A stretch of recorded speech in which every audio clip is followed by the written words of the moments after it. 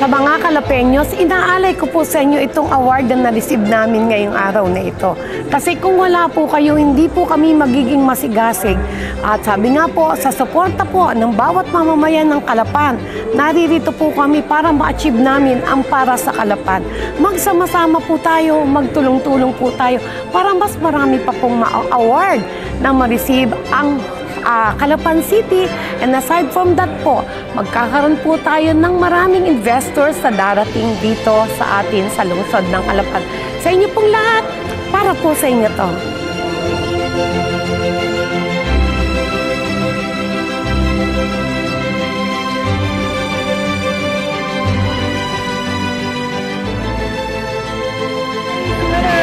Goes to Calapan City Oriental Mindoro. Ako'y natutuwa kasi last year naka-receive na tayo ng government efficiency, no?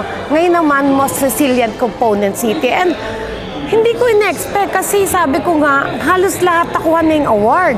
Kaya nung makita ko nga si CA at saka si Joey Benter na tumindig, sabi ko, aba naman, yung dalawa tumindig, parang may award ba tatanggap? And then all of a sudden, biglang in-announce. So nabigla ako, nasurpresa ako, ako'y tuwan-tuwa na talagang ang Calapan nandyan pa rin tayo ay when it comes to resiliency, napakagaling ng Calapan City.